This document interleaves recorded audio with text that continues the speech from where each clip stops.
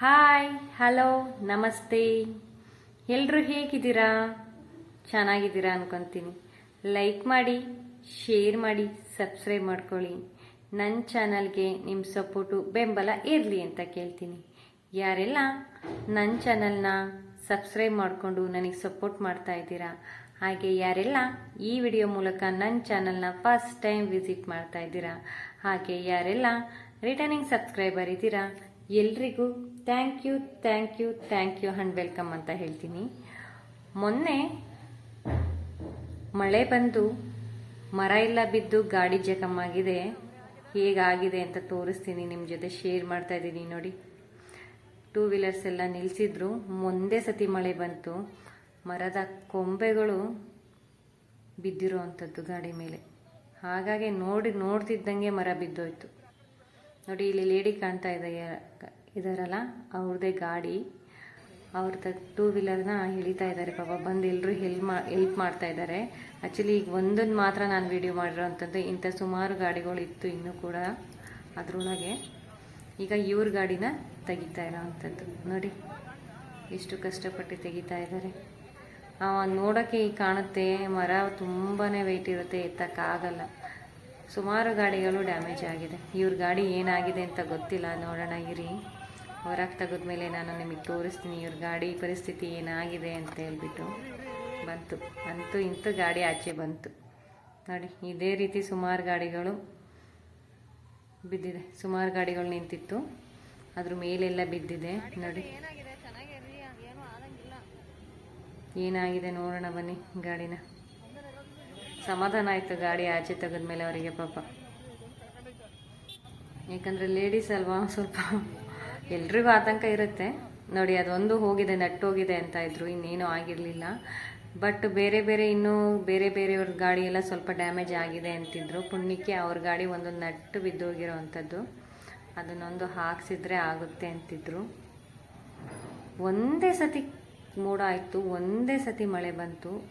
Unexpected, ಯಾರು ಮಳೆ ಬರುತ್ತೆ ಅಂದ್ಕೊಂಡೇ ಇರಲಿಲ್ಲ. ಅಷ್ಟು ಮಳೆ ಸುರಿತಾ ಇತ್ತು. ಯಾಕಂದರೆ ಆ ರೇಂಜಿಗೆ ಮಳೆ ಬಂತು. ಅದು ಎಷ್ಟು ಬಿಸಿಲಿತ್ತು ಅಂದರೆ ತುಂಬಾ ಬಿಸಿಲಿತ್ತು. ಆ ಬಿಸಿಲು ಒಂದೇ ಸತಿ ಹೋಗಿ ಫುಲ್ಲು ಮೋಡ. ಅದೇನು 4:45 ಅಂತ ಅನ್ನಿಸ್ತಾನೆ ಇರಲಿಲ್ಲ. ಒಳ್ಳೆ 7 o'clock ಇದ್ದಂಗಿತ್ತು. 4:45 ಫುಲ್ಲು ಕತ್ಲೆ ಆಗೋಗಿತ್ತು. ನೋಡಿ, ಆ ಮರದ ಕೊಂಬೆ ಹೇಗೆ ನೇತಾಡ್ತಿದೆ ಅಂತ. ಇದೇ ರೀತಿ ಬಿದ್ದಿರೋ ಅಂಥದ್ದು ಎಲ್ಲ ಮರಗಳು, ಒಂದು ಎರಡಲ್ಲ, ಸುಮಾರು ಉದ್ದ ಬಿದ್ದೆ. ಕಂಪ್ಲೀಟ್ ಇಡೀ ಫುಲ್ ಈ ಏರಿಯಾದಲ್ಲಿ ಇದೇ ರೀತಿ ಬಿದ್ದಿತ್ತು. ನೋಡಿ, ಅಲ್ಲಲ್ಲೇ ಕೊಂಬೆಗಳು ಕಟ್ಟಾಗಿ ಬಿದ್ದಿರೋ ಅಂಥದ್ದು ಕಾಣ್ತಾ ಇದೆ. ನೋಡಿ, ಝೂಮ್ ಮಾಡಿ ತೋರಿಸ್ತಾ ಇದ್ದೀನಿ ನಿಮಗೆ. ಅದು ಕೊಂಬೆ ಎಲ್ಲ ಬಿದ್ದಿರೋ ಅಂಥದ್ದು. ಎಲ್ಲ ಕಡೆ ಹೀಗೆ ಆಗಿತ್ತು. ಕರೆಂಟ್ ಹೋಯ್ತು. ಒಂಥರ ಏನಾಯಿತು ಅಂದರೆ, ಇದು ಮಳೆಗೆ ಅನ್ನೋದಕ್ಕಿಂತಲೇ ಮಳೆ ಜೊತೆಗೆ ಒಂಥರ ಗಾಳಿ, ಒಂಥರ ಸುಂಟ್ರು ಗಾಳಿ ಅಂತಾರಲ್ಲ, ಅದು ಸುಂಟ್ರು ಗಾಳಿ ಬಂದು ಈ ರೀತಿಯಾಗಿ ನೋಡಿ, ಆ ಮರ ನೋಡಿ ಆ ರೀತಿ ಬಿದ್ದಿರೋ ಅಂಥದ್ದು. ಸುಂಟ್ರು ಗಾಳಿ ಬಂದು ಬಿದ್ದಿರೋ ಅಂಥದ್ದು ಮರ. ನೋಡೋಕ್ಕೆ ಇಷ್ಟು ಚೆನ್ನಾಗಿದೆ, ಒಂಚೂರು ಒಣಗಿರಲಿಲ್ಲ, ಏನಿರಲಿಲ್ಲ, ಎಷ್ಟು ಚೆನ್ನಾಗಿತ್ತು. ತುಂಬ ದೊಡ್ಡ ಮರ. ಆ ರೀತಿ ಬಿದ್ದು ಗಾಡಿಯೆಲ್ಲ ಹಾಳಾಗಿದೆ. ಅದನ್ನು ತೆಗಿಯೋಕ್ಕೆ 2-3 ದಿನ ತೊಗೊಂಡ್ರು ಎಲ್ಲ ಕಟ್ ಮಾಡಿ. ನೋಡಿ, ಗಾಡಿದು ಇದೊಂದೇ ನಟ್ಟು ಹೋಗಿರೋದು. ಇದು ನಟ್ಟು ಹಾಕಿದರೆ ಕರೆಕ್ಟ್ ಆಗುತ್ತೆ. ಇವ್ರ ಪುಣ್ಯಕ್ಕೆ ಗಾಡಿ ಏನು ಜಾಸ್ತಿ ಜಖಮ್ ಆಗಿಲ್ಲ, ಚೆನ್ನಾಗಿದೆ. ಲೈಟೆಲ್ಲ ಹೋಗಿರುತ್ತೇನೋ ಅಂದ್ಕೊಂಡ್ವಿ, ಬಟ್ ಏನಕ್ಕೂ ಡ್ಯಾಮೇಜ್ ಆಗಿರಲಿಲ್ಲ. ಅದೊಂದು ನಟ್ಟು ಬಿದ್ದೋಗಿದೆ ಇವರಿಗೆ. ಅದೊಂದು ಹಾಕ್ಸಿದ್ರೆ ಗಾಡಿ ಮೊದಲಿನ ಥರ ರೆಡಿ. ನೋಡಿ ಎಷ್ಟು ಕತ್ಲಿದೆ ಅಂತ ಹೇಳ್ಬಿಟ್ಟು. ಇದು ಆ್ಯಕ್ಚುಲಿ 6 o'clock ನಾನು ವಿಡಿಯೋ ಮಾಡ್ತಿರೋದು, 6:30 ಅಂದ್ಕೊತೀನಿ. ಆ ರೀತಿ ಜಖಮ್ ಆಗಿತ್ತು.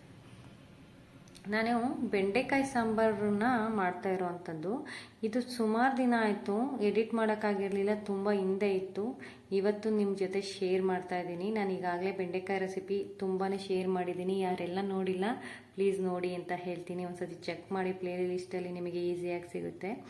ಇವತ್ತು ನಾನು ಬೆಂಡೆಕಾಯಿ ಸಾಂಬಾರಿಗೆ ಏನು ಹಾಕ್ತಿದ್ದೀನಿ ಅಂತ ಹೇಳ್ತೀನಿ. ಮೊದಲಿಗೆ 2 tablespoon ಅಷ್ಟು ತೆಂಗಿನಕಾಯಿ ತೊಗೊಂಡು ಅದಕ್ಕೆ 1 ಟೊಮೊಟೊ, 1.5 ಸ್ಪೂನ್ ಅಷ್ಟು ಅಚ್ಚ ಖಾರದ ಪುಡಿ, ಅರ್ಧ ಟೇಬಲ್ಸ್ಪೂನ್ ಧನಿಯಾ ಪುಡಿ, ಮತ್ತು 2 ಪೀಸ್ ಚಕ್ಕೆ, 2 ಪೀಸ್ ಲವಂಗ ಇಷ್ಟನ್ನು ಹಾಕಿ ಫೈನಾಗಿ ನಾನು ಪೇಸ್ಟ್ ಮಾಡ್ಕೊಂಡಿದ್ದೀನಿ. ಬೆಂಡೆಕಾಯಿನ ತೊಳ್ಕೊಂಡು ನಾನು ಒಂದು ಕಾಟನ್ ಬಟ್ಟೆ ಮೇಲೆ ಹಾಕ್ಕೊಂಡಿದ್ದೆ. ಅದು ಚೆನ್ನಾಗಿ ಡ್ರೈ ಆದಮೇಲೆ ಈ ರೀತಿಯಾಗಿ ಕಟ್ ಮಾಡ್ಕೊಂಡಿದ್ದೀನಿ.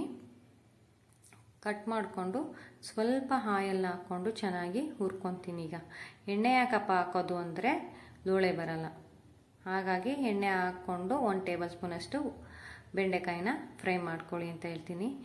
ಈಗಾಗಲೇ ನಾನು ಮೊದಲೇ ಹೇಳ್ದಂಗೆ ಬೆಂಡೆಕಾಯಿ ಸಾಂಬಾರನ್ನ ನಾನು ಶೇರ್ ಮಾಡಿದ್ದೀನಿ. ಬೇರೆ ರೀತಿಯಾದ ಬೆಂಡೆಕಾಯಿ ರೆಸಿಪಿನ ನಾನು ಶೇರ್ ಮಾಡಿದ್ದೀನಿ. ಯಾರೆಲ್ಲ ನೋಡಿಲ್ಲ ಚೆಕ್ ಮಾಡಿ ಒಂದ್ಸತಿ ಅಂತ ಹೇಳ್ತೀನಿ. ಯಾವಾಗಲೂ ಒಂದೇ ಥರ ಮಾಡ್ತಾ ಇರ್ತೀನಿ, ಸೊ ಚೇಂಜ್ ಮಾಡಿ ಅಂತ ಹೇಳ್ತೀನಿ. ಯಾಕಂದರೆ ಒಂದೇ ಥರ ಮಾಡಿ ಅದೇ ಟೇಸ್ಟನ್ನು ನಮಗೂ ತಿಂದು ಬೇಜಾರಾಗಿರುತ್ತೆ. ಹಾಗಾಗಿ ಈ ರೀತಿಯಾಗಿ ಒಂದ್ಸತಿ ಮಾಡಿ ಅಂತ ಹೇಳ್ತೀನಿ.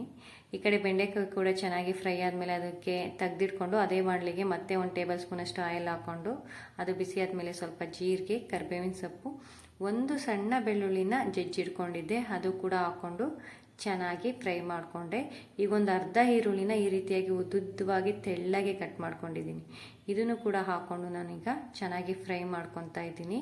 ಹಾಗೆ ನಾನು ಮೊದಲೇ ಏನು ಮಸಾಲೆ ನಿಮಗೆ ತೋರಿಸ್ದೆ ಅದನ್ನು ಈ ರೀತಿಯಾಗಿ ಫೈನಾಗಿ ಪೇಸ್ಟ್ ಮಾಡ್ಕೊಂಡಿದ್ದೆ, ಅದನ್ನು ಕೂಡ ಹಾಕ್ಕೊಂಡು ಚೆನ್ನಾಗಿ ಮಿಕ್ಸ್ ಮಾಡ್ಕೊಳ್ಳಿ ಅಂತ ಹೇಳ್ತೀನಿ. ಮಿಕ್ಸ್ ಮಾಡ್ಕೊಳ್ಳಿ. ಹಾಗೆ ಸ್ವಲ್ಪ ನೀರನ್ನು ಕೂಡ ಹಾಕ್ಕೊಳ್ಳಿ ಅದಕ್ಕೆ ಅಂತ ಹೇಳ್ತೀನಿ. ಯಾಕಂದರೆ ಜಾರಲ್ಲೆಲ್ಲ ಸ್ವಲ್ಪ ಮಸಾಲೆ ಉಳಿದಿರುತ್ತಲ್ಲ, ಅದನ್ನು ಕೂಡ ವೇಸ್ಟ್ ಮಾಡೋದು ಬೇಡ. ಅದನ್ನೆಲ್ಲ ಹಾಕ್ಕೊಂಡು ಈ ರೀತಿಯಾಗಿ ಮಿಕ್ಸ್ ಮಾಡಿಕೊಂಡು ಚೆನ್ನಾಗಿ ಒಂದು ಕುದಿ ಬರಬೇಕು. ನೋಡಿ ಎಷ್ಟು ಚೆನ್ನಾಗಿ ಕುದೀತಾ ಇದೆ. ಈ ರೀತಿ ಕುದಿಯೋವರೆಗೂ ಕುದಿಸ್ಬಿಟ್ಟು ಈಗ ನಿಮಗೆ ಸಾಂಬಾರಿಗೆ ಎಷ್ಟು ನೀರು ಬೇಕು ಅಷ್ಟನ್ನು ಹಾಕ್ಕೊಳ್ಳಿ ಅಂತ ಹೇಳ್ತೀನಿ. ತುಂಬ ತಿಕ್ಕಾಗಿ ಈಗಲೇ ಮಾಡೋಕ್ಕೆ ಹೋಗಬೇಡಿ, ಯಾಕಂದರೆ ಬೆಂಡೆಕಾಯಿ ಸಾಂಬಾರು ಯಾವಾಗಲೂ ತೆಳ್ಳಗೆ ಮಾಡಬೇಕು. ಒಂದು ಸ್ವಲ್ಪ ಲಿಕ್ವಿಡಿಯಾಗಿ ಒಂದು ಸ್ವಲ್ಪ, ಯಾಕಂದರೆ ನಂತರ ಅದು ಗಟ್ಟಿಯಾಗುತ್ತೆ. ಬೆಂಡೆಕಾಯಿ ಒಂದು ಸ್ವಲ್ಪ ನೀರಿನಂಶನ ಹೀರ್ಕೊಳ್ಳುತ್ತೆ. ಹಾಗಾಗಿ ಮುಂಚೆನೇ ಸ್ವಲ್ಪ ತಿಕ್ಕಾಗಿ ಮಾಡಿಬಿಟ್ರೆ ಅದು ಇನ್ನೂ ಒಂಥರ ತಿಕ್ಕ ಅನಿಸ್ಬಿಡುತ್ತೆ. ಹಾಗಾಗಿ ಸ್ವಲ್ಪ ನೀರು ಜಾಸ್ತಿನೇ ಹಾಕ್ಕೊಳ್ಳಿ, ತೆಳ್ಳಗೆ ಮಾಡ್ಕೊಳ್ಳಿ ಅಂತ ಹೇಳ್ತೀನಿ. ಈಗ ನೋಡಿದ್ರಿ ನೀವು ನಾನು ಎಷ್ಟು ನೀರನ್ನು ಹಾಕ್ತೆ ಅಂತ ಹೇಳ್ಬಿಟ್ಟು. ಸೊ ಅಷ್ಟನ್ನು ನೋಡಿ ಈ ರೀತಿಯಾಗಿ ಇಷ್ಟಿರಬೇಕು. ಇಷ್ಟು ನೀರನ್ನು ಹಾಕ್ಕೊಂಡು ರುಚಿಗೆ ತಕ್ಕಷ್ಟು ಉಪ್ಪನ್ನು ಹಾಕ್ಕೊಳ್ಳಿ. ರುಚಿಗೆ ತಕ್ಕಷ್ಟು ಉಪ್ಪನ್ನು ಹಾಕ್ಕೊಂಡು ಅದನ್ನು ಚೆನ್ನಾಗಿ ಕುದಿಬೇಕು. ಆ ಹಸಿ ವಾಸನೆ ಹೋಗಬೇಕು ಖಾರದ್ದು, ಅಲ್ಲಿವರೆಗೂ ಚೆನ್ನಾಗಿ ಕುದಿಸ್ಕೊಳ್ಳಿ ಅಂತ ಹೇಳ್ತೀನಿ. ಅದು ಚೆನ್ನಾಗಿ ಕುದ್ಮೇಲೆ ಈಗೇನು ಮೊದಲೇ ಬೆಂಡೆಕಾಯಿನ ಹುರಿದಿಟ್ಕೊಂಡಿದ್ವಿ ಅಲ್ವಾ, ಅದನ್ನು ಕೂಡ ಹಾಕಿ. ನೋಡಿ ಬೆಂಡೆಕಾಯಿ ಎಷ್ಟು ಚೆನ್ನಾಗಿ ಹುರ್ಕೊಂಡಿದ್ದೀನಿ ನಾನು. ತುಂಬ ಸೀದು ಇಲ್ಲ, ಏನೋ ಫ್ರೈ ಆಗಿಲ್ಲ ಅನ್ನೋ ರೀತಿಯೂ ಇಲ್ಲ. ಈ ರೀತಿಯಾಗಿ ಚೆನ್ನಾಗಿ ಫ್ರೈ ಮಾಡ್ಕೊಳ್ಳಿ. ತುಂಬ ಟೇಸ್ಟಿಯಾಗಿರುತ್ತೆ. ಒಂದ್ಸತಿ ಈ ಸಾಂಬಾರನ್ನ ಟ್ರೈ ಮಾಡಿ ಅಂತ ಹೇಳ್ತೀನಿ. ಯಾರೆಲ್ಲ ಇನ್ನೂ ನನ್ನ ಚಾನಲ್ನ ಸಬ್ಸ್ಕ್ರೈಬ್ ಮಾಡ್ಕೊಂಡಲ್ಲೇ ನೋಡ್ತಾ ಇದ್ದೀರಾ, ಪ್ಲೀಸ್ ಸಬ್ಸ್ಕ್ರೈಬ್ ಮಾಡಿಕೊಂಡು ಸಪೋರ್ಟ್ ಮಾಡಿ ಅಂತ ಹೇಳ್ತೀನಿ. ನಿಮ್ಮ ಸಬ್ಸ್ಕ್ರೈಬು ಮಾಡ್ಕೊಳ್ಳೋದ್ರಿಂದ ನಮಗೆ ಮೋಟಿವೇಶನ್ ಸಿಗುತ್ತೆ, ಇನ್ನು ಹೆಚ್ಚೆಚ್ಚು ಒಳ್ಳೆ ಕಂಟೆಂಟ್ ಕೊಡಬೇಕು ಅನಿಸುತ್ತೆ. ಪ್ಲೀಸ್ ಸಬ್ಸ್ಕ್ರೈಬ್ ಮಾಡಿಕೊಂಡು ಸಪೋರ್ಟ್ ಮಾಡಿ ಅಂತ ಹೇಳ್ತೀನಿ. ಹಾಗೆ ಒಂದು ಲೈಕ್ ಮಾಡಿ. ನೋಡಿ ಚೆನ್ನಾಗಿ ಅದು ಒಂದು ಕುದಿನ ಕುದಿಸಿದ್ರೆ ಬೆಂಡೆಕಾಯಿ ಸಾಂಬಾರು ರೆಡಿಯಾಗಿದೆ. ಮುದ್ದೆ ಅನ್ನದ ಜೊತೆ ಸೂಪರ್ ಕಾಂಬಿನೇಷನು. ನೋಡಿ ನಾನು ಹಾರಿದ ಮೇಲೆ ತೋರಿಸಿದೆ ಎಷ್ಟು ಗಟ್ಟಿ ಬಂದಿದೆ ಸಾಂಬಾರು. ಅದಕ್ಕೆ ಕೂಡ ಸ್ವಲ್ಪ ಮೊದಲೇ ಗಟ್ಟಿ ಮಾಡಬೇಡಿ, ಮಾಡುವಾಗ ಸ್ವಲ್ಪ ತೆಳ್ಳಗೆ ಮಾಡ್ಕೊಳ್ಳಿ. ಈ ರೀತಿಯಾಗಿ ಬರುತ್ತೆ. ಮಸ್ಟ್ ಆ್ಯಂಡ್ ಶುಡ್ ಒಂದ್ಸತಿ ಟ್ರೈ ಮಾಡಿ ಈ ಬೆಂಡೆಕಾಯಿ ಸಾರನ್ನು, ತುಂಬ ಚೆನ್ನಾಗಿದೆ ಅಂತ ಹೇಳ್ತೀನಿ. ಹಾಗೆ ಬೆಂಡೆಕಾಯಿ ರೆಸಿಪಿ ಬೇರೆ ಬೇರೆ ವಿಡಿಯೋಸ್ ಎಲ್ಲ ನಾನು ಈಗಾಗಲೇ ಅಪ್ಲೋಡ್ ಮಾಡಿದ್ದೀನಿ, ಅದನ್ನು ಕೂಡ ಒಂದ್ಸತಿ ಪ್ಲೇ ಲಿಸ್ಟಲ್ಲಿ ಚೆಕ್ ಮಾಡಿ, ನಿಮಗೆ ಸಿಗುತ್ತೆ ಅಂತ ಹೇಳ್ತೀನಿ. ನಾನು ನನ್ನ ನೆಕ್ಸ್ಟ್ ವಿಡಿಯೋದಲ್ಲಿ ಸಿಗ್ತೀನಿ. ಅಲ್ಲಿವರೆಗೂ ಯಾವಾಗಲೂ ಖುಷಿಯಾಗಿರಿ, ನಗ್ನಗ್ತಾ ಇರಿ. ಹಾಗೆ ಲೈಕ್ ಮಾಡಿ, ಶೇರ್ ಮಾಡಿ, ಸಬ್ಸ್ಕ್ರೈಬ್ ಮಾಡ್ಕೊಳ್ಳಿ. ನೀವು ಕಮ್ಮರಿಗೆ ನಿಮ್ಮ ಸಪೋರ್ಟ್ ಇರಲಿ ಅಂತ ಹೇಳ್ತೀನಿ. Thank you for watching my video. Thank you so much.